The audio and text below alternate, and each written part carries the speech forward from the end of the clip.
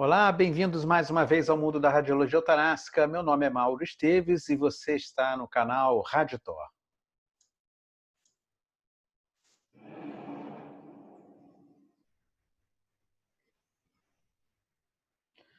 Muito bem, nós estamos ainda na nossa playlist de anatomia radiológica do tórax e a aula de hoje será linfonodos. Bem, essa é uma imagem histológica, anatomo-histológica do linfonodo. E vocês reparem que o linfonodo tem um hilo aqui. Esse hilo aqui ele tem um pouco de gordura ao redor de tudo que está acontecendo aqui no seio medular. E é por onde entram também os vasos sanguíneos que nutrem e recebem de volta o sangue do linfonodo. E com isso você tem um vaso linfático eferente. E vários vasos linfáticos aferentes. Muito bem. Ele tem essa forma de feijão, tá vendo? O hilo fica meio retraído e ele fica mais gorduroso sob a ótica da tomografia computadorizada. Em radiologia convencional você não consegue ver isso. Na ressonância você também consegue ver que tem um hilo gorduroso. Nem sempre você consegue surpreender esse hilo gorduroso, porque depende da maneira com que você tangencia o seu plano de corte no eixo do linfonodo. Então, eventualmente, você vê uma área mais hipodensa, vê o aspecto de feijão, tá vendo? O formato de feijão e um hilo mais gorduroso. Por outras vezes, você tangencia numa área em que você só vê uma forma mais esférica e não consegue definir um hilo gorduroso. E nesse aqui, eu peguei bem de topo o hilo gorduroso, o linfonodo está olhando de frente para a gente. O hilo está entrando neste sentido. Então, eu cortei bem no sentido transversal do hilo, eu vejo, então, a parte sólida do linfonodo, sólida, gordura também é sólida, né? A parte não gordurosa é a parte gordurosa do hilo do linfonodo. Tá? Esse conceito é muito importante, porque uma das primeiras coisas que vai acontecer quando o linfonodo fica doente é aumentar de volume, claro, e a primeira coisa que acontece com o aumento do volume é o desaparecimento desse hilo gorduroso.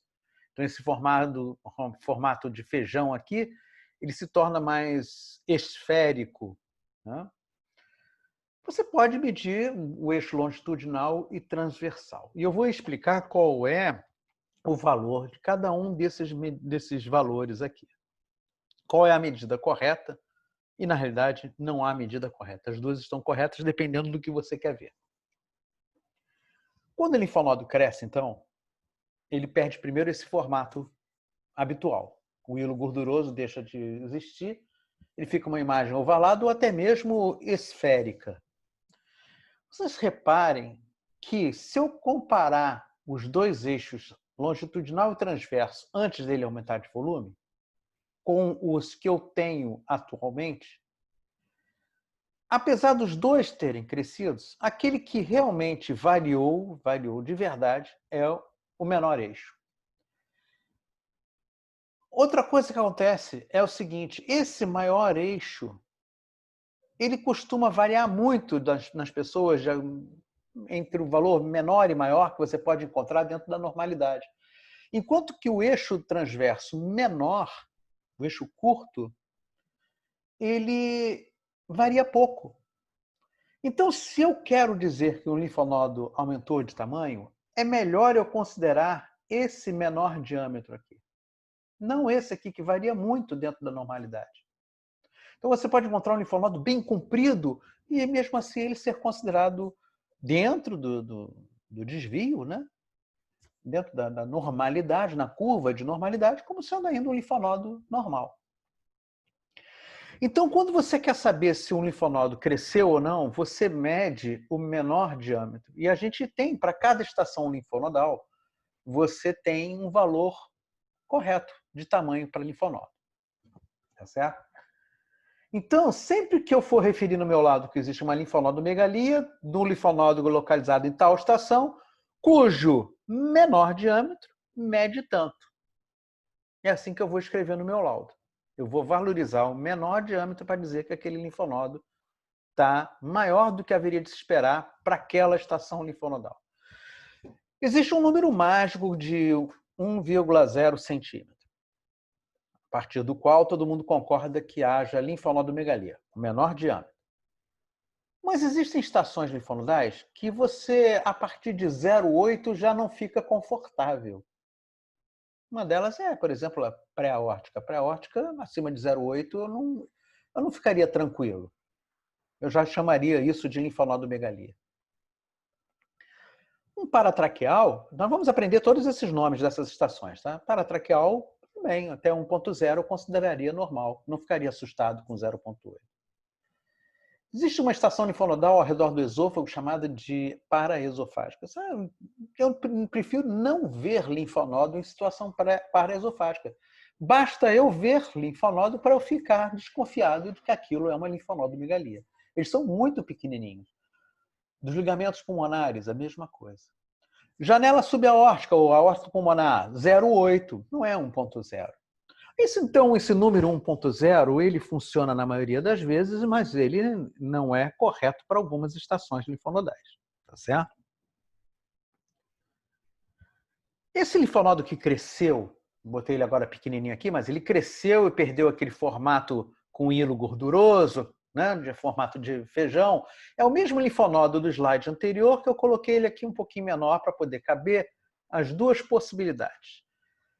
Vamos supor que eu saiba que isso aqui é um linfoma ou é um linfonodo aumentado em função de um carcinoma de pulmão. Tá certo? E aí eu estou fazendo o tratamento quimioterápico, radioterápico, e eu quero fazer um controle para saber se esse linfonodo está respondendo ao tratamento ou não. Se esse linfonodo crescer, olha que interessante, estatisticamente, eu botei de uma forma bem exuberante aqui para ficar bem fixado na cabeça de vocês, estatisticamente, o diâmetro que mais se altera quando ele piora, quando ele aumenta de tamanho, você já descobriu ele grande e ele aumentou de tamanho a despeito do tratamento que eu estou fazendo, é o maior diâmetro. Então, ainda que eu tenha dado o menor diâmetro como referência para dizer que esse linfonodo está aumentado de tamanho, quando ele não responde ao tratamento e ele insiste em crescer, quem varia mais é o maior diâmetro. Aqui eu forcei uma barra e botei o menor diâmetro inalterado. Ele pode crescer, mas a gente percebe que quem cresce mais é o maior diâmetro. E se ele melhorar? Se ele melhorar, é o contrário.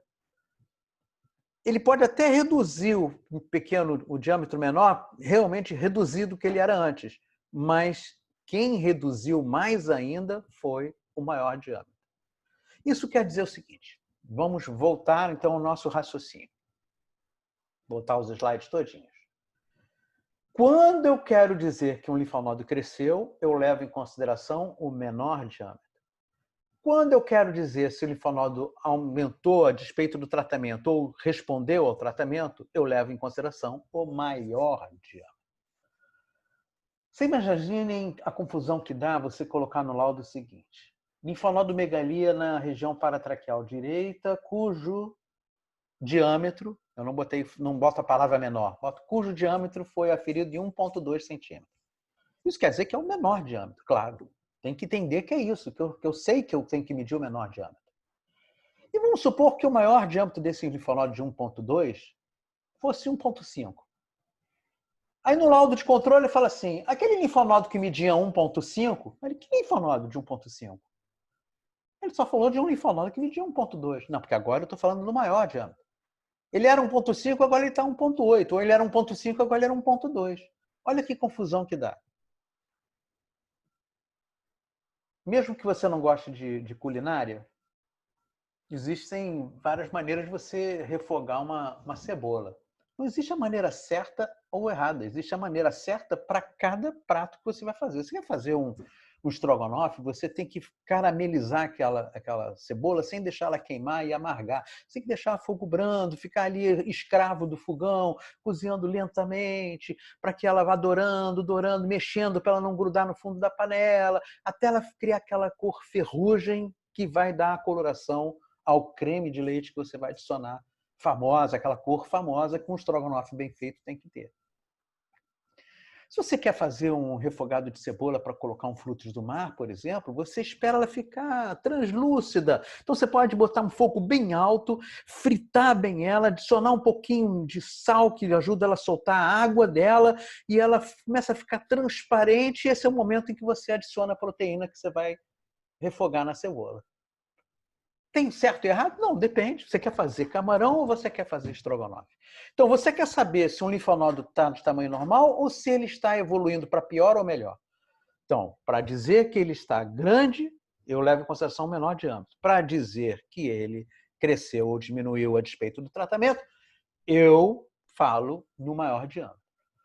O que eu recomendo que não dá para fazer na culinária? Ou você vai fazer a cebola caramelizada ou você vai fazer ela refogada. Não tem como fazer as duas coisas, a não ser que você faça em duas panelas diferentes. Né? Aqui, então, você vai dar os dois diâmetros. Nós não vamos arriscar de quem está recebendo o laudo entender que você, no primeiro laudo, colocou o menor diâmetro, que agora você está dando o maior. Por que você deu o menor diâmetro antes, agora você... Então, você bota lá, linfonodomegalia em situação paratraqueal direita, cujos diâmetros foram aferidos em 1,5 por 1,2. Bastou dizer que era 1,2 o menor diâmetro para você entender que ele está grande. Aquele linfonodo descrito no exame anterior, de 1,5 por 1,2, agora mede tanto por tanto. Não dá confusão na cabeça de ninguém fazendo isso. Então, mesmo eu sabendo que bastaria eu dar o menor diâmetro para dizer se o linfonodo cresceu, ou o maior diâmetro para dizer se ele melhorou ou piorou, eu boto os dois sempre para não dar confusão. Tá certo? Muito bem. Então, está aqui o menor diâmetro para dizer se o linfonodo é normal e o maior diâmetro para dizer se ele melhorou ou piorou com o tratamento. Tá? Então, está aqui o menor diâmetro, que já deu grande, paratraqueal inferior. Vocês veem que a gente vai aprender que a gente está aqui, olha, no plano da crosta da ásigos, né? Então, isso aqui é paratraqueal inferior, com certeza. Já ultrapassei o limite da crosta, um pouco mais abaixo do que isso aqui, já não vai ser paratraqueal, vai começar a ser hilar. Então, eu sei que eu estou no paratraqueal inferior, tinha que ser 1,0. Eu estou com 1,4 se eu arredondar aqui, né? Mas e o maior diâmetro? O maior diâmetro é isso aqui, 1,8,5. Então, 1,9, arredondando. Então, quando eu fizer controle, eu vou ficar de olho nesse diâmetro aqui. Aqui eu já vi que é uma linfonodomegalia. Tá certo? Linfonodo grande não é segurança de linfonodo doente. E linfonodo pequeno não é certeza de linfonodo normal. Então, existem falsos positivos e falsos negativos. Que é um paciente com câncer de pulmão, que o linfonodo pequeno, no entanto, arredondado, não tem uma morfologia simpática, né, aos olhos do radiologista, mas no exame de PET, que tenta medir a atividade metabólica desse linfonodo, ele está captando a glicose radioativa. E ela dá essa coloração mais quente na interpretação da imagem fundida com a tomografia. É uma fusão da tomografia com o PET. E aí, se ele tem uma atividade metabólica alta, até pode ser uma tuberculose, uma histoplasmose, uma sarcoidose. Mas, se tem um câncer de pulmão, tem que considerar a possibilidade de metástase desse câncer para um linfonodo que, aparentemente, pelo tamanho, era normal. O formato era esquisito e agora a atividade metabólica é esquisita também. Certo? Olha esse câncer de mama, com um linfonodo muito pequenininho, com um hilo gorduroso, abundantemente gorduroso e hipermetabólico. Então, ele não precisa nem mudar o formato dele para ele já ter metástase, perceptível ao PET. Mas, se você está dando laudo na tomografia computadorizada, a arma que você tem para ir na guerra, se for TACAP, você vai de TACAP. Não importa se o seu inimigo tem metralhadora. Né? Então, a arma que você tem agora é a tomografia. Então, você vai levar em consideração as medidas. Você sabe que você pode estar errando, mas são essas medidas que você vai fornecer a quem está recebendo o laudo. Você não vai dizer que aquele linfonodo está doente por causa do câncer. Vai dizer que existe um linfonodo aumentado de volume para os padrões normais para aquela estação de linfonodal. E que você tem pequenos linfonodos em outras estações linfonodais e você não está dizendo que eles estão normais, você só está dizendo que existem pequenos linfonodos. Tá certo? A frase ausência de linfonodomegalias no laudo radiológico não está errado. Mas no paciente que tem câncer de pulmão e que você está fazendo estagiamento, você pode até botar ausência de linfonodomegalias. Imediatamente abaixo você vai falar pequenos linfonodos são observados em tais estações. Porque isso pode dar a dica de que haja necessidade, durante uma mediastinoscopia, você tenha acesso àquele linfonodo teoricamente normal e comprove que ele está normal. Tá certo? Muito bem. Uma outra vantagem do PET é encontrar linfonodos em sítios muito difíceis de você encontrar. A gente olha essas bolinhas todas aqui, a gente teve uma aula já de anatomia dos troncos supraórticos, arteriais e venosos. A gente já aprendeu a definir. E a gente acompanhando corte a corte, vendo o que está acontecendo com esses vasos, desde a crosta da aorta até a base do pescoço, você consegue seguir bolinha por bolinha e ver, não, isso aqui ainda é o tronco braquicefálico, agora ele se dividiu, agora é a carótida, isso, aqui era jugular interna, continua sendo jugular interna, e você vai seguindo. Até que você olha assim e fala assim, pareceu uma bolinha que não tinha no corte anterior. E no próximo corte aquela bolinha desaparece. Então aquilo não é vaso. É muito difícil quando está tudo assim misturado aqui em cima no introito torácico, na transição cérvico-torácica, é difícil para todo mundo. Então você olhando rapidamente um exame desse, você falaria ausência de linfonodomegalias e nem descreveria linfonodo normal aí. Tá certo? E aí quando você faz o PET, você vê que essas bolinhas que estão aqui, ó, eram linfonodos. E linfonodos doentes. Aqui era vaso, mas essa bolinha atrás do vaso é um linfonodo doente. Tá? Então, muita atenção. Isso aqui, obviamente, é um PET. O PET não precisa injetar contraste. Se fosse o estadiamento de câncer de pulmão, teriam injetado contraste. Você teria visto que tudo isso aqui é vaso, coloriu, e o que não coloriu, você já começa a ficar desconfiado, né? Mas, de qualquer forma, bastante atenção nessas regiões onde são meio obscuras as imagens linfonodais. E levando sempre em consideração que pequenos linfonodos podem estar doentes. Né? Outro ensinamento é o seguinte, aqui a gente está claramente, sem contraste, a gente claramente está vendo que existe um alargamento desses hilos. Não tem como explicar o tronco pulmonar normal, a artéria pulmonar normal, o início da artéria pulmonar esquerda normal, e aqui tem a artéria pulmonar gorda no hilo. Não dá para entender qual é a fisiopatologia da doença que levou a essa situação imaginológica. Então você olha, tem um alargamento hilar bilateral devendo corresponder à linfonodomegalia. Mas vamos combinar que se você é um achado tomográfico, um paciente pesquisando bronquiectasia, você encontrou isso, tudo bem, o paciente já foi embora. Né? Você já vai dar o laudo, você vai dizer, olha, tem um alargamento hilar, pode corresponder à linfonodomegalia. Você tem duas opções. Deixa seu laudo assim ou você reconvoca o paciente e faz contraste nesse paciente. E se for um doente já com suspeita oncológica, fazer direto com contraste. E aí você vai ver isso aqui. Por que direto? Porque qual é a vantagem de você saber se esse linfonodo, como é que ele era antes ou depois, com exceção da doença de Castleman, em que os linfonodos são hipervascularizados, mas quando isso ocorre, quando você injeta contraste, eles ficam bem densos. Não ficam tão densos quanto o vaso, mas ficam bem densos, não ficam assim. Então, mesmo na doença de Castleman, você consegue diferenciar bem, mostrar que esse linfonodo é um linfonodo e não é vaso. Tá certo? Mas se você não injetar contraste às vezes, você fica na dúvida se isso é um vaso ou se é um linfonodo. Você precisa injetar o contraste para dizer que é linfonodo. Tá certo? As outras estações linfonodais, vocês vão ver que é muito fácil você dizer, opa, tem uma bolinha aqui que não está de acordo com o que o Mauro já me ensinou nas outras aulas. Ele já me ensinou a aorta, troncos supraórticos, os troncos venosos, formação da cava. Ele já me mostrou o que é a ázigos. Eu sei onde é que está o esôfago, onde é que está a traqueia. Tem uma bolinha a mais aqui, isso aí não tem outra coisa senão que não explique que não seja uma linfonodomegalia. A única coisa que tem que tomar cuidado é o mediastino anterior, pode ser timo, pode ser teratoma, tá? Mas aí nessas regiões assim, da estação linfonodal, a probabilidade de ser linfonodo é muito alta. Ah, mas eu já vi cisto de duplicação em situação infracarinal. O cisto de duplicação é bem hipodenso, é um cisto Ou ele é aéreo, ou tem nível hidraéreo, ou ele é absolutamente líquido. Não tem por que você confundir com uma lesão sólida. Tá certo? Então aqui, olha como a injeção de contraste é importante, inclusive para mostrar para vocês que o que você não vê colorido não é necessariamente linfonodo.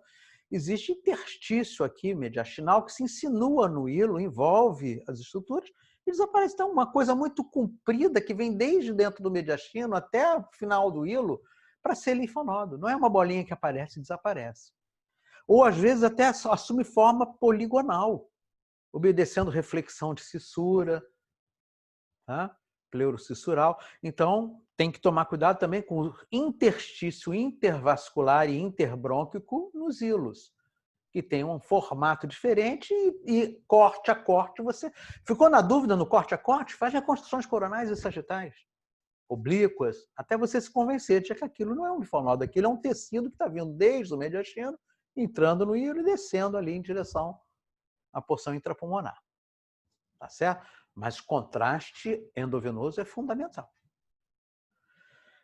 Muito bem. Então, eu falei para vocês que para cada estação linfonodal tem um tamanho de linfonodo normal. Este é o dever de casa. Eu já dei algumas dicas sobre o paraórtico, subaórtico, paratraqueal. Eu quero que vocês vejam todos os linfonodos, quais são os valores normais. Isso tem até uma tabelinha que vocês podem copiar, imprimir e colocar na gavetinha. Não tem tempo para decorar aquilo. Bota lá na gavetinha, para não ficar chamando de linfonodomegalia, tá certo? Ou a dizer que aquele linfonodo está menor que 1 centímetro, então você acha que está normal. Não, mas aquela estação não é normal, tá certo? Então, existem várias estações linfonodais no mediastino, inclusive no hilo, intrapulmonares e no ligamento pulmonar inferior, e em situação paraesofágica. Então, tem muita estação linfonodal não restrita ao mediastino. Tem no hilo e intrapulmonar também. Tá certo? Então, vamos ver cada uma delas. Elas são classificadas em vários grupos. Tem um grupo supraclavicular, que, na realidade, são grupos de uma estação linfonodal cervical, que você também pode utilizar a classificação de quem faz cabeça e pescoço para dar o nome correto para aquelas estações, tá? Na base do pescoço. Então, essas estações supraclaviculares, elas ainda podem ser subdivididas. Tá? As mediastinais superiores, as que estão muito grudadinhas na crosta da aorta, as mediastinais inferiores, eu vou mostrar para vocês qual é o limite de mediastinal superior e inferior, e as extramediastinais, aquilo que eu falei para vocês, nem todas as estações linfonodais estão no mediastino. Então, as supraclaviculares são as cervicais, propriamente ditas, as supraclaviculares e as supraesternais, que são, na realidade, supramanubriais, acima do manubrio external. É a estação número 1. As mediastinais superiores incluem as paratraqueais superiores do lado direito e esquerdo, as pré-vasculares, não tem direito e esquerdo, pré-vascular é no mediastino anterior, à frente dos troncos supraórticos, naquela gordureba que fica na frente desses troncos, paratraqueais inferiores. As aórticas são as estações subaórtica e paraórtica. Então, linfonodos subaórticos, estação 5, e paraórticos, estações 6. Aqui faltou falar que era 2RL, 3 e 4RL. Mediastinais inferiores, você tem infracarinal, que é a estação 7, paraesofágicas, que é a estação 8, e junto aos ligamentos pulmonares. É o 9, aí tem direito e esquerdo. Paraesofágico, você não precisa dizer que se é direito ou esquerda. E ainda existem as extramediastinais. O hilo é uma estrutura meio esquizofrênica, que não sabe se está no pulmão, se está no mediastino, mas tem, na minha aula de hilos pulmonares, você tem ali a delimitação correta do hilo pulmonar. Tá?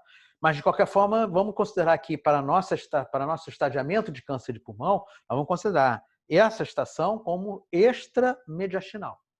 Então, hilares, lobares já é intrapulmonar, né? Segmentares e subsegmentares. Então, 10, 11, 12, 13 e 14, tudo R e L.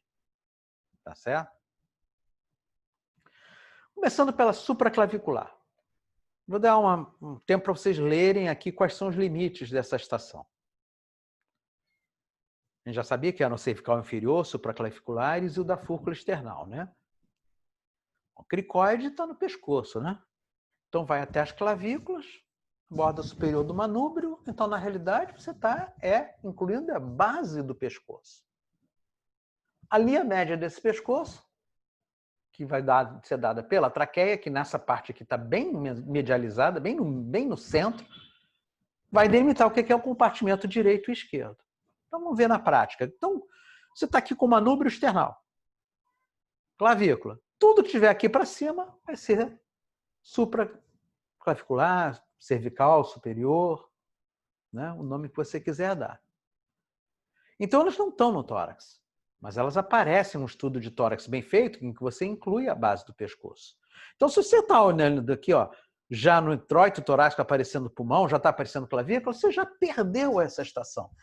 Tudo isso aqui é intratorácico, tudo que está acontecendo acima disso, que é aquele plano do PET que eu mostrei para vocês, onde mostrou aquele linfonodo perdido lá, aquilo sim é uma estação cervical inferior, tá certo? Então aqui ainda tem um resquício dela, tá vendo? Ó? Um resquício dela aparecendo nesses planos de corte. Né? Daqui para trás tudo já está dentro do tórax, está atrás da clavícula e abaixo da clavícula, então isso aqui já não é mais cervical. Próxima estação, paratraqueal superior direita e esquerda, 2R e 2L. Então, ao longo da margem direita da traqueia, aqui obviamente ao contrário, ao longo da margem esquerda da traqueia, desde a borda superior do manúbrio, até aqui está tudo bem, até a borda, aqui à esquerda, a borda superior do arco aórtico. Então, quando começar a aparecer a crosta da aorta, já não estou mais no paratraqueal superior. O paratraqueal superior do lado direito, onde eu não tenho a crosta da aorta, eu vou olhar numa reconstrução coronal, eu vou ver a traqueia e vou ver o cruzamento do tronco braquicefálico venoso, que vai cruzar o mediastino para juntar com outro tronco braquicefálico venoso, o direito, e formar a cava superior. No momento que esse tronco que cruzou o mediastino cruzou com a margem lateral direita da traqueia, esse é o limite do compartimento paratraqueal direito. Porque do lado direito eu não tenho a crosta da aorta para me ajudar. Então vamos ver isso aqui na prática. Então eu estou vendo aqui a traqueia, o manúbrio external. Então, do manúbrio external para baixo. Daqui para cima a gente já aprendeu o que é a cervical, né? Então, daqui para baixo, o que tiver do lado de cá é paratraqueal superior direito, paratraqueal inferior direito. Mas até onde? Superior direito passa a ser inferior direito e o superior esquerdo passa a ser inferior esquerdo a partir de que ponto? Estou vendo aqui a projeção do que seria o tronco braquicefálico venoso esquerdo. Juntou aqui, ó, jugular com subclávia, tá lá na nossa aulinha de troncos supraóticos e veias, tá? E no sistema cava. Jugular e subclávia. Então, tronco braquicefálico venoso direito, tronco braquicefálico venoso esquerdo. Esse aqui pode se verticalizar porque ele vai juntar com a cava, vou formar a cava. Esse tem que ser mais horizontalizado para percorrer o mediastino todo até entrar, juntar com outro tronco e formar a cava. Esse cruzamento aqui do tronco braquicefálico com a traqueia é o limite inferior. Vamos voltar para o texto lá. Margem inferior do tronco braquicefálico venoso esquerdo com a traqueia. Então, a margem inferior do tronco braquicefálico venoso está aqui. Com a traqueia, pronto. Esse é o limite do paratraqueal superior. E o do outro lado, qual era a referência? Crosta da aorta. A margem superior, o cucuruco da crosta da aorta. Então, está aqui. Então, tudo isso aqui é paratraqueal superior. Tiver a direita da traqueia, paratraqueal superior direito. Paratraqueal superior esquerdo, para cá. Então, a linha da traqueia que faz a delimitação. Vamos ver na prática? Eu já descobri que para cima do manúbrio external é cervical. Então, daqui para baixo agora eu já estou nesses anteriores aqui que vai ter outro nome. Outro nome. Porque eu não posso ultrapassar o limite, isso é importante dizer, o limite dos troncos supraósseos. À frente dos troncos supraósseos vai ser uma outra estação linfonodal, como nós vamos ver. Então, o compartimento é esse aqui, ó. Essa gordureba que fica à direita da traqueia. Eu já passei do manúbrio external e ainda não alcancei a margem inferior desse plano. Tá? Então, aqui o tronco braquicefálico venoso está cruzando E aí, então, cruzou com a traqueia, esse plano para baixo, eu não posso mais dizer que isso aqui é paratraqueal superior direito. Vai começar a ser paratraqueal inferior. Tá? Então, enquanto não aparecer a crosta, e enquanto não apareceu, não finalizar o tronco bracicefálico venoso, eu ainda estou no paratraqueal superior.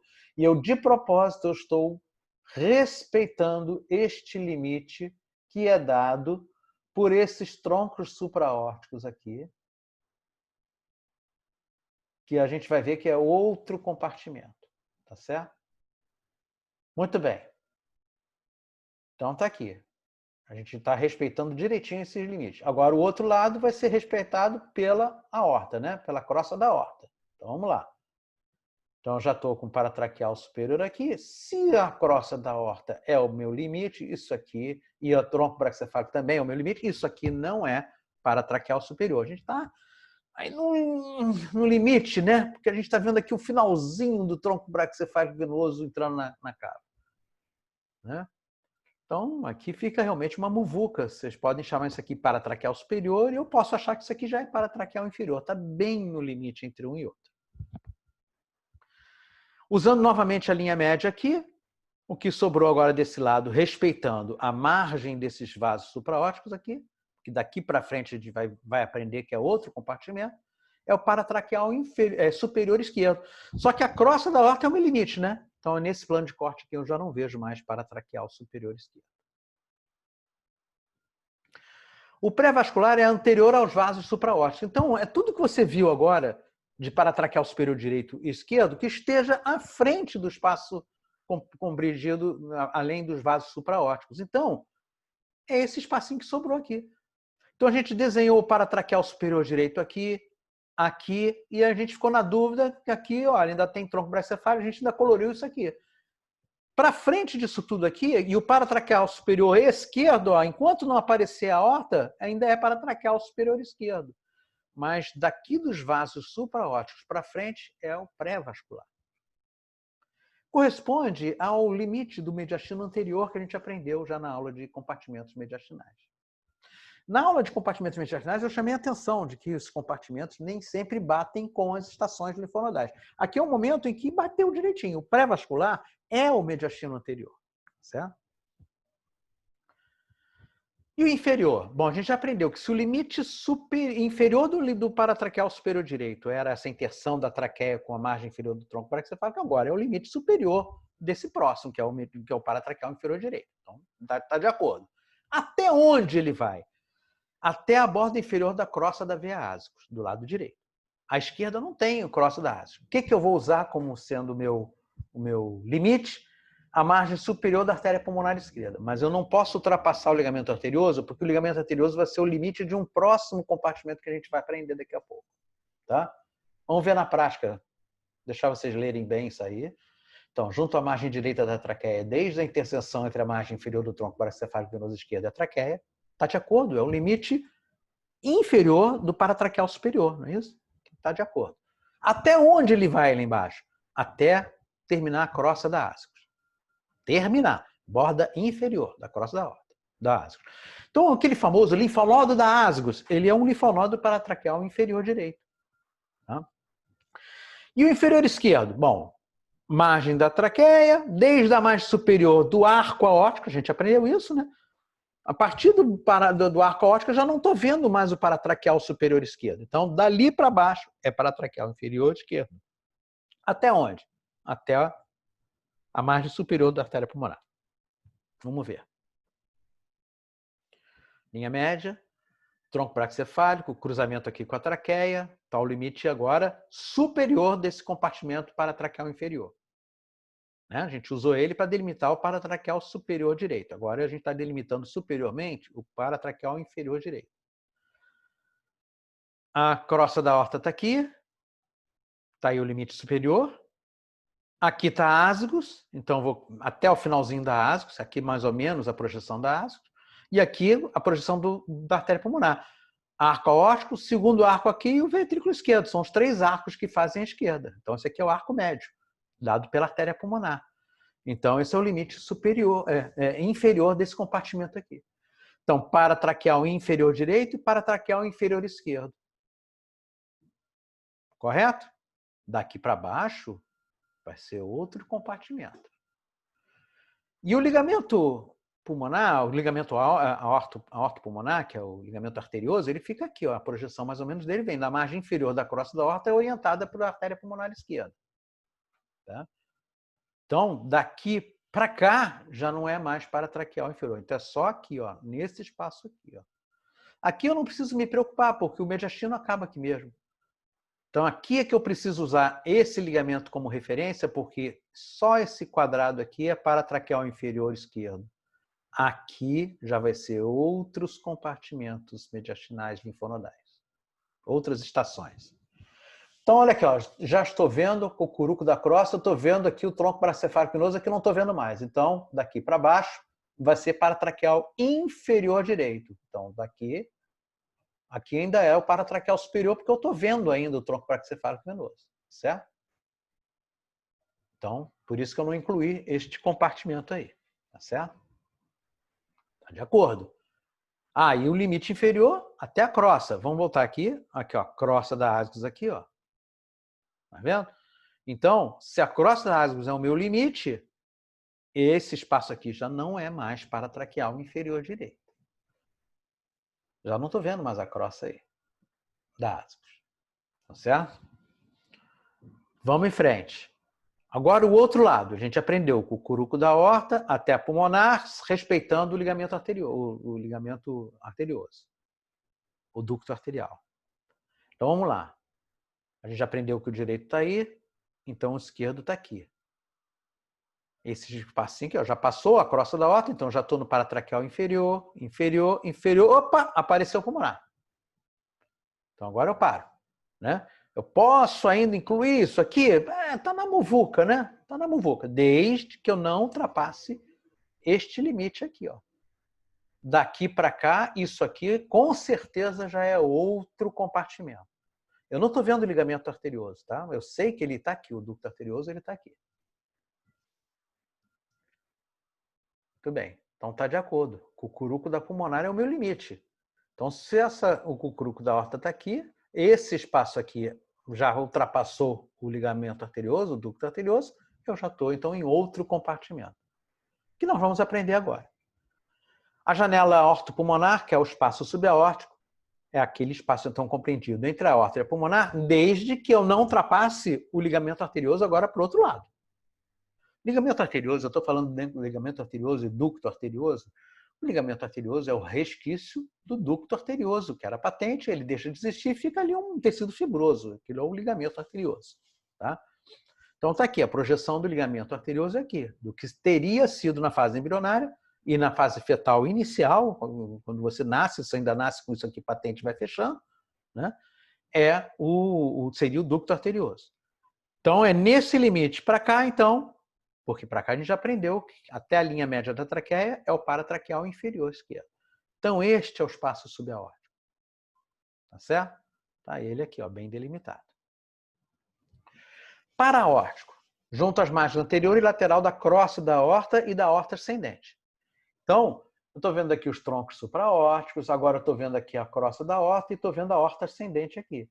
Então, tudo que tiver grudado aqui, ou na margem anterior da aorta ascendente, então incluindo isso aqui, ó, e a margem lateral da aorta, da crosta da aorta, então toda essa gordureba aqui, tudo isso aqui é estação paraórtica. Aqui eu já estou vendo os troncos supraórticos.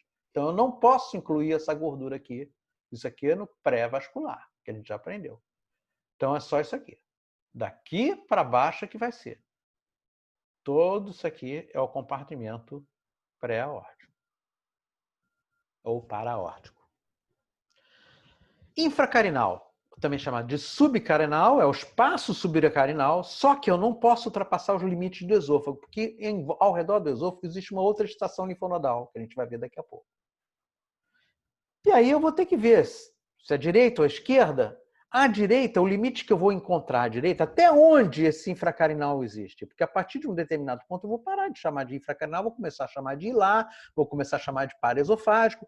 Qual é o limite inferior desse espaço subcarinal? É porque a carina está lá, os brônquios dividiram, fez aquele triangulinho. De que tamanho é esta base do triângulo? Até onde essa base do triângulo vai? À direita é a borda inferior do brônquio intermediário. Vou mostrar isso para vocês. À esquerda, até a borda superior do brônquio lobar inferior esquerdo. Então, vamos lá.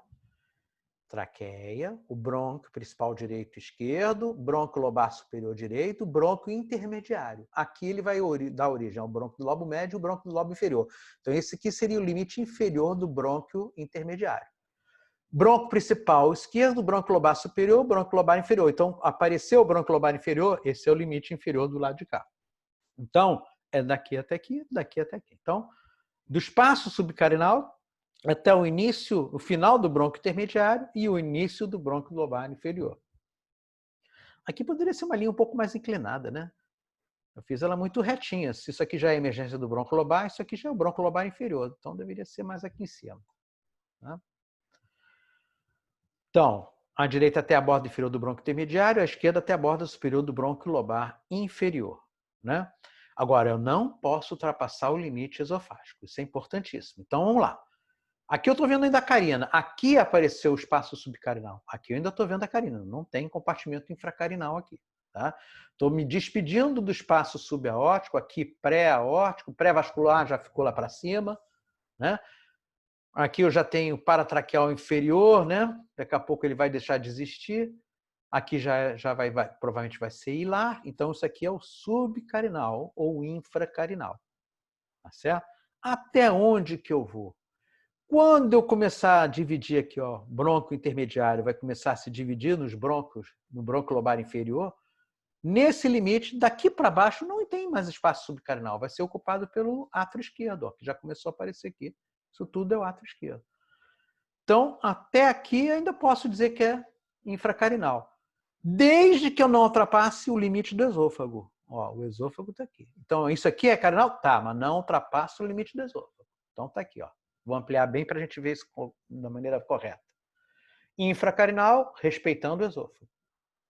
Infracarinal, respeitando o esôfago. Aqui eu já não vou colorir mais, porque aqui eu já estou começando a ver já o brônquio lobar inferior direito e já estou vendo o brônquio lobar inferior esquerdo. Já estão querendo se dividir já nos brônquios segmentares. Então, aí não tem compartimento infracarinal.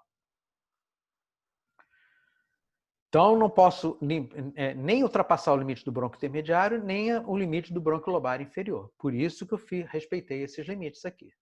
Tá? Paraesofágico. É o subcarinal paraesofágico. Ele é na região subcarinal, abaixo da carina. Só que agora não é mais naquele compartimento à frente do esôfago, é justamente atrás do esôfago. E ele pode ir mais para baixo. Então, está aqui, olha.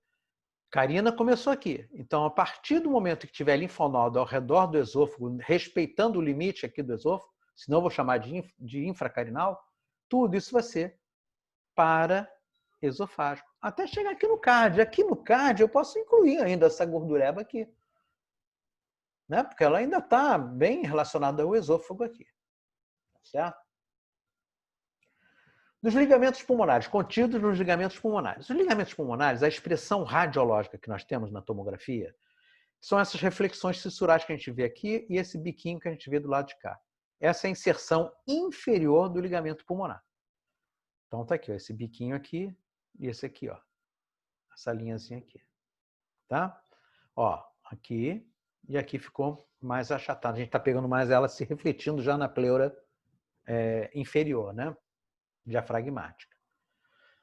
É isso que a gente consegue ver de ligamento. Só que o ligamento pulmonar inferior, ele vem desde lá junto da região parailar inferior e vai descendo até se refletir no diafragma. Então, aqui ó, a gente está vendo só umas raiazinhas, está vendo da projeção do ligamento pulmonar inferior esquerdo, direito, que já está se espalhando na pleura diafragmática, e aqui ainda tem a expressão do ligamento pulmonar inferior esquerdo. Mas o ligamento pulmonar inferior, ele se insere desde a região parailar inferior. Então, ele vem desde aqui de cima, desde as margens das veias pulmonares, e vão descendo em direção ao pulmão. Então, linfonodos que estão em situação parailar, posterior e inferior, são, teoricamente, do ligamento pulmonar. Só que, como a gente vai aprender que isso conflita com os limites do hilo pulmonar, né, vocês vão ver que todo mundo prefere dizer que esses linfonodos são hilares.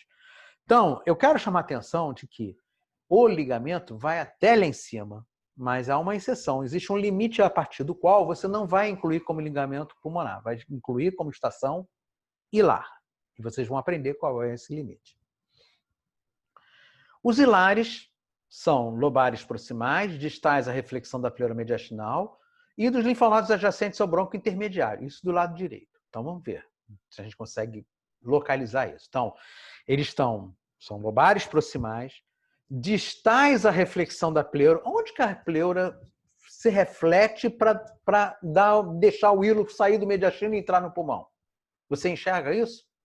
Em radiologia convencional? Não. Em tomografia? Também não. Você não vê. Você tem que compreender, imaginar onde é que seria essa reflexão da pleura para poder entender. Então, vamos lá. Vai existir um momento em que a pleura aqui vai se refletir, vai se abrir para deixar passar as estruturas do mediastino e ir em direção ao pulmão. E que as veias pulmonares voltem em direção ao átrio esquerdo. Então, essa pleura ela tem que ser descontínua nessa região aqui. Ela tem que chegar aqui e interromper para dar passagem a essas estruturas vasculares e brônquicas. Tá? Então, eu imagino que aqui, nesse caso, a reflexão pleural está aqui. Então, aqui seria o limite. Então, daqui para cá vai ser hilo, né? Então, eu já aprendi que vou excluir esses daqui, que eu já sei que são, né? Eu tenho infracarinal, paraesofágico, subaórtico. Esse linfonodo aqui é meio chatinho da gente definir. Por quê? Se daqui para cá já vai ser intrapulmonar, e isso tudo aqui vai ser hilar, tudo que excluir aqui é hilar, esse linfonodo aqui poderia ser chamado de paratraqueal inferior direito. Né? Eu já tinha levantado uma lebre de que ia ser difícil você delimitar o limite inferior do paratraqueal inferior direito, o que começa a ser hilar. Né? Então, aqui é um linfonodo chato de você localizar. Como ele está muito próximo à bifurcação carinal, já ultrapassou muito o limite, já está bem no plano da reflexão da pleura hilar, vale a pena você dizer isso aqui é hilar. Mas eu entendo que haja confusão na hora de você emitir um laudo. Tá? Reflexão pleural, então tudo isso aqui seria hilar, realmente. Tá? Todos os linfonodos aqui, vamos incluir inclusive esse aqui. Tá? A partir daqui para cima, vai ser paratraqueal inferior. Reflexão, a gente já aprendeu que aqui é infracarinal, aqui é esofágico e tal. Então, excetuando esse azul, o que sobrou aqui, na região do hilo, são os hilares. Estação hilares. Aqui a reflexão pleural está aqui, olha como eu incluo a veia pulmonar aqui, ó. Veia pulmonar. Tá vendo? Veia pulmonar. Então, isso aqui eu já aprendi, que é paraesofágico, não tem mais infracarinal aqui. Então, hilar e hilar. Então, vocês viram que existe a possibilidade de eu incluir a porção mais alta do ligamento pulmonar inferior na confusão do que seria hilar, mas eles consideram como hilar. Tá certo? Então, apesar do ligamento ir até lá em cima, se um dia vocês forem estudar a anatomia do ligamento, o Mauro me ensinou que o do ligamento pulmonar é lá embaixo, onde eu vejo aquelas linhas lá e tudo mais. Mas, pô, o ligamento estão me dizendo aqui que ele vai até lá em cima, vai. Mas agora vocês entenderam por que ele é hilar. Porque tem que obedecer essa limitação aqui, tá? Dessa reflexão aqui para dentro, já vai deixar de ser hilar e vai começar a ser intrapulmonar. Então, eu vou começar a entrar nos lobares, nos segmentares, subsegmentares, assim por diante. Tá certo? Então, existe um limite a partir do qual ele deixa de ser hilar e começa a ser lobar. Muito bem. Então, esses extramediastinais, que incluem os hilares, lobares, segmentares e subsegmentares, a grande dificuldade está em separar os hilares dos lobares. Aqui, qual foi o limite? É quando os brônquios começam a se dividir, né? Quando você começa a ver, em vez de brônquio principal, agora eu já estou vendo brônquio lobar superior, brônquio lobar médio, já estou vendo brônquio lobar inferior. Não tem muito critério. Então, a reflexão aqui eu entendi, para delimitar superiormente, inferiormente, anterior, posterior. Mas para aqui, para lateralidade, é quando esses brônquios começam a se dividir. Tá certo? Por isso que há essa divisão entre o que seria hilar e o que começa a ser lobar. Né? E, por fim, depois de lobares, segmentares. Né? E mais periféricos ainda, eu poderia colorir aqui, subsegmentares. Subsegmentares. São já intrapulmonares esses linfonodos. Então tá aqui, olha. A gente já aprendeu cervical superior, paratraqueal superior, paratraqueal inferior, paraórtico, subaórtico, né? O infracarinal, paraesofágico, ligamentar inferior, os hilares, lobares, segmentares, subsegmentares e assim vai. Olha que interessante. Alguns nódulos calcificados que a gente fala. Nódulo calcificado devendo corresponder a um granuloma residual e um linfonodo hilar também calcificado. Ah, é o complexo primário calcificado da tuberculose. Pô, bacana e tal. Às vezes, o foco da tuberculose foi bem periférico. E aquilo que você acha que é um nódulo calcificado residual daquele granuloma tuberculoso pulmonar, na realidade também é um linfonodo calcificado. A exemplo que você já encontrou no hilo. Então, você encontra um linfonodo calcificado no hilo, um linfonodo calcificado no pulmão e não encontra resquício da tuberculose pulmonar na prima infecção. Podem ter certeza que muitos nódulos calcificados muito próximos ao hilo, que a gente cansa de descrever nos nossos laudos, não são nódulos pulmonares, são linfonodos calcificados. Tá certo? A tuberculose primária ela costuma ser bem periférica. Esse site aqui é magnífico. Vale muito a pena vocês entrarem, porque eu fiquei fascinado com a riqueza de detalhes nos esquemas, no texto, nas ilustrações. São belíssimas, belíssimas. Eu acho que vale muito. Olha essa imagem que linda, mostrando o limite do tronco braquicefálico venoso com a traqueia, né, do que seria o cajado da asgos, né, o tronco pulmonar, a parede anterior da aorta. Olha que coisa linda, né? Tá tudo aí de graça para gente, mostrando o ligamentar inferior, né? Diferenciando do que seria a região hilar. Olha, bacana demais. Vale a pena vocês darem uma olhadinha nesse site aí, que eu fiquei fascinado com ele quando eu estava montando essa aula para vocês. Bom, a doença é o desvio da anatomia, né? Vamos utilizar alguns casos de doenças linfonodais, das mais diversas. Não estou preocupado em dizer se é linfoma, se é tuberculose. Minha intenção é fazer um exercício aqui de localização. Então, reparem bem. Aqui tem uma confusão. Você tem aquele compartimento mediastinal anterior, que é o pré-vascular? Tem. Eu tenho paratraqueal superior direito? Tenho. Eu tenho paratraqueal inferior, porque eu já estou vendo aqui, ó, crossa? Tenho. Eu tenho pré-aórtico? Tenho. Ou seja, você pode ter conglomerados linfonodais que acometem mais de uma estação. Isso é muito importante porque isso é muito próprio de algumas doenças. Quando você tem o câncer de pulmão, ele costuma respeitar o lado do câncer de pulmão. Quando você tem metástase contralateral, isso é um péssimo indício paciente que está fora de tratamento cirúrgico, né? Mas é muito incomum vários compartimentos mediastinais. Você pode encontrar lá um compartimento contralateral. Quem gosta de fazer isso é sarcoidose, é linfoma, leucemia. Então, você, até na maneira que você descreve no seu laudo, você orienta para a possibilidade de diagnóstico, só pelas estações que estão envolvidas. Ainda tem a morfologia do linfonodo, se capta contraste ou se não capta, se coalesce, se forma tudo um conglomerado que você não faz bolotas, forma um grande conglomerado, que é o que está acontecendo aqui. Eu não consigo dizer que isso é um linfonodo, isso é outro, tudo juntou numa coisa só. Né? Então, a gente chama isso de coalescência linfonodal. Esses são dados importantíssimos que a gente vai fornecer no nosso laudo para poder fechar um diagnóstico. Tá certo? E eu vou ensinar isso na aula de patologias dos linfonodos. Olha esse daqui. Eu estou na altura dos troncos supraórticos, não alcancei ainda, não formou a cava, que dirá, não apareceu a asgos, não apareceu a crosta da aorta. Então, eu tenho certeza que ou eu estou no pré-vascular, não estou. Estou vendo que isso aqui não está no espaço pré-vascular. Não é a cervical, está abaixo do manúbio. Ele está do lado da traqueia, até um pouco posterior à traqueia, mas do lado direito. Então, é a paratraqueal superior direito. Tá certo? Isso aqui é timo, tem uma forma triangular, não é linfonodomegalia. Então, ele não tem, na gestação pré-aórtica, linfonodomegalia. Ele tem um resquício tímico, um timo aqui tímido, né? Olha só, hilar, infracarinal, o esôfago está aqui. Ele não ultrapassou o limite do esôfago, então é infracarinal. Isso é um conglomerado vascular coalescente. Tá? Forma um bulk linfonodal quando ultrapassam 10 centímetros, a gente fala que é um bulk. Envolvendo todos os troncos supraórticos, arteriais, os venosos estão comprimidos pelas linfonodomegalias, o tronco braquicefálico virou um cabelo, o outro tronco braquicefálico está também pequeno, provavelmente tem síndrome de cava superior, esse paciente. Tronco braquicefálico arterial, carótida comum e subclave esquerda estão aqui envolvidas, mas pérvises de calibre normal. Elas são menos complacentes, né? São mais rígidas do que as veias.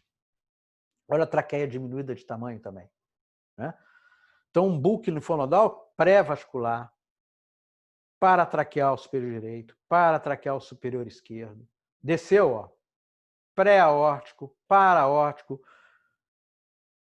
paratraqueal, ó, já tem aqui a cava, a ásio, a gente nem vê, coitada. Já é paratraqueal inferior, já estou ultrapassando o limite da crosta.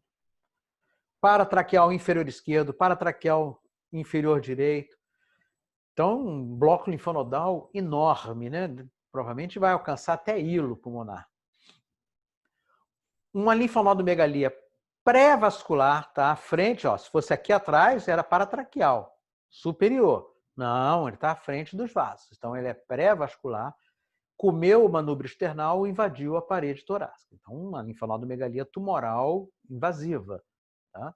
Era um linfoma Hodgkin fazendo uma invasão da parede. A aorta ascendente, a aorta descendente, aquela gordureba entre a aorta e a pulmonar. Aqui é a projeção do ligamento pulmonar. Então, esses são no espaço subaórtico. Esse aqui ainda é paratraqueal inferior esquerdo. Dá vontade de falar, né? Tudo subaórtico. Não, tem subaórtico e paratraqueal inferior esquerdo. Infracarinal e hilar. O esôfago está aqui. Isso aqui é ascos. Então, infracarinal e hilar. Subaórtico, paratraqueal está no limite, né, do superior e inferior. Né? Hilar, unilateral. Paraórtico. Lembra do PET?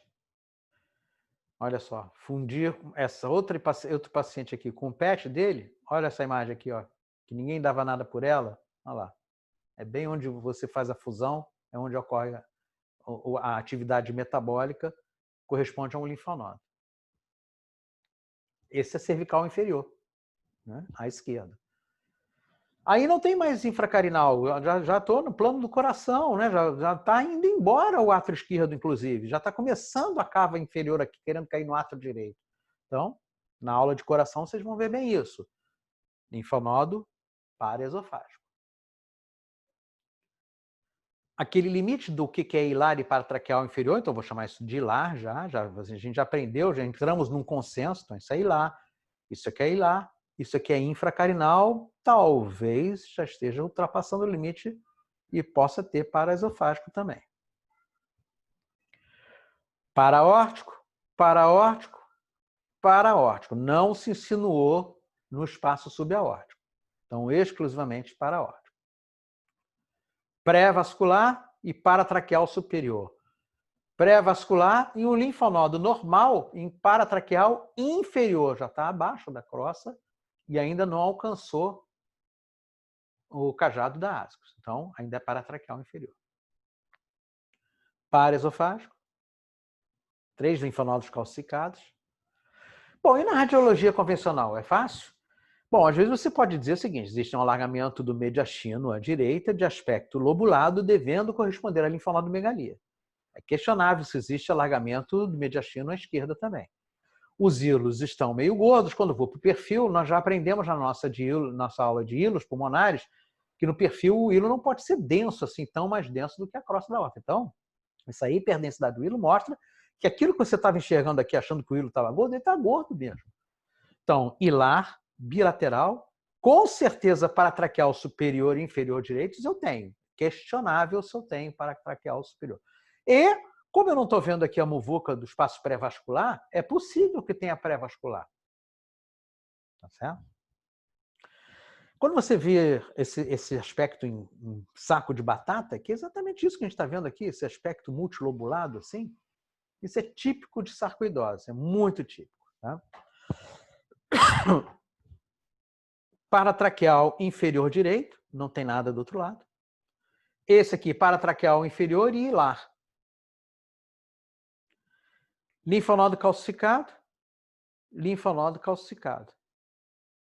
Hilar, esse aqui, paratraqueal. Não sei, subaórtico? Pode ser.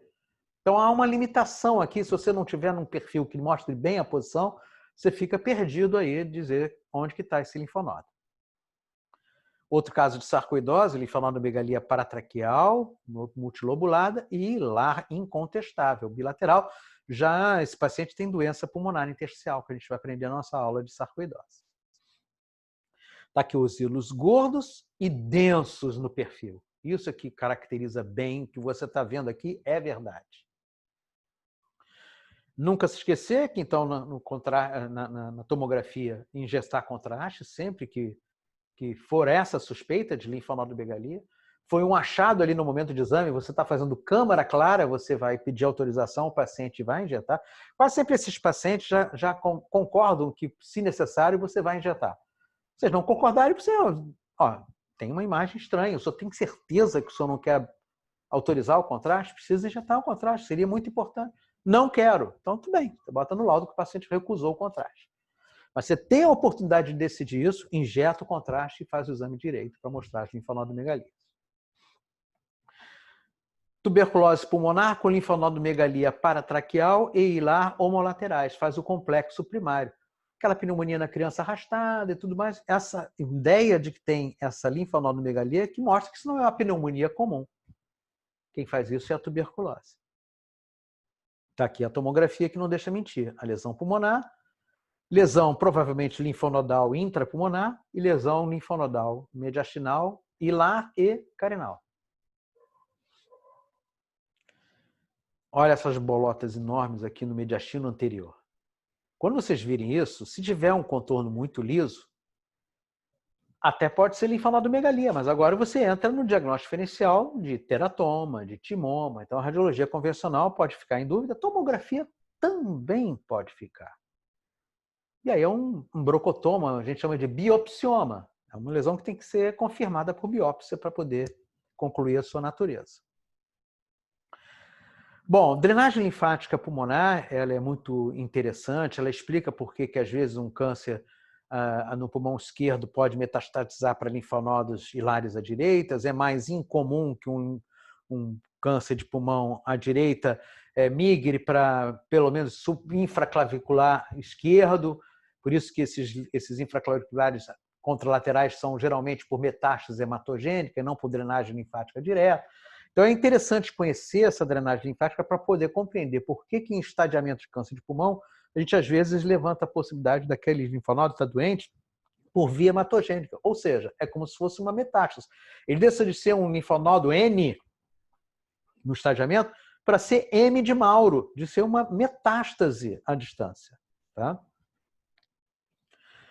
Bom, mas reparem que existem, para câncer de pulmão, esses aqui são interessantes, mas existem outras estações linfonodais que não estão incluídas nesse estudo de câncer de pulmão, mas que existem e que são importantes em outras patologias. Vou mostrar aqui algumas delas. Ó. Essa daqui é o finalzinho de uma párea esofágica que fica recoberta pela crura diafragmática. Aqui, a crura. E elas estão... aqui já deixou de ter o esôfago. Então, elas estão atrás da crura diafragmática. São chamados retrocrurais. Eles ainda são torácicos. Como assim? Eu estou vendo fígado? Não, mas isso aqui é a crura diafragmática. Daqui para trás ainda é pulmão. Ainda é tórax. Daqui para cá é que é abdômen. Então, esses linfonodos, ainda que estejam no plano do fígado, do estômago, do polo superior do rim, do baço, eles são torácicos, infracarinais. Retrocrurais, desculpe, retrocrurais. Linfoma, sarcoidose, câncer de pulmão é mais incomum que aconteça o envolvimento desses linfonodos, tá certo? Olha aqui o retrocrural, então aqui paraesofágico, quando eles estão indo lá embaixo, são envolvidos pela crura, eles passam a se chamar retrocrurais. Mamária interna, ao longo das artérias, da artéria e veia mamária interna, existem linfonodos, é a cadeia mamária interna. Essa cadeia mamária interna pode estar comprometida em câncer de mama, assim como a cadeia axilar. A cadeia axilar, ela não é muito interessante para câncer de pulmão, mas para estadiamento de câncer de mama para linfoma para sarcoidose para histoplasmose para mononucleose Então é importante você, num exame de tórax, não ficar restrito a estas estações linfonodais que eu ensinei. Tem que olhar retrocrural, tem que pesquisar na cadeia mamária interna, tem que pesquisar a cadeia cervical, tem que pesquisar a cadeia axilar e até mesmo abdominal. Lá naquele corte que eu mostrei para vocês, você pode ter aqui linfonodos perigástricos, que são realmente abdominais, mas você ainda está acabando o pulmão aqui. Esse exame ainda não acabou, esse exame vai mais para dentro do abdômen, para você enxergar todo o pulmão. Então você tem que olhar se no hilo hepático, se tem perto do tronco celíaco, na mesentérica, na gordura mesentérica. Tem que olhar se tem cadeia linfonodal comprometida ali. Da mesma maneira que a gente não olha só o cervical inferior, se você está estudando desde a porção média do pescoço para baixo, dali para cima você também tem que falar as estações cervicais. Tá certo? Não pode deixar de observar isso durante os seus exames, tá? Bom, então com isso a gente aprendeu todas as estações, compreendeu como é que é o comportamento de aumento volumétrico desses linfonodos, vejam alguma coisa sobre o comportamento metabólico. Esse é o pontapé inicial para vocês entenderem a aula de sarcoidose, de tuberculose, de estadiamento de câncer de pulmão, de PET-CT. Tudo isso já está lá no canal e vocês agora, com esse conhecimento de anatomia, vocês quando forem para o segundo ano de residência, vocês vão se aprofundar, vão começar a estudar as doenças, né? E aí estão lá as aulas no canal à disposição de vocês. Então esse foi o pontapé inicial, uma das aulas que compõe o nosso módulo, nossa playlist de anatomia radiológica do tórax, que vai ajudar vocês a compreender as aulas do segundo ano, tá certo? Muito obrigado pela atenção de vocês e até a próxima.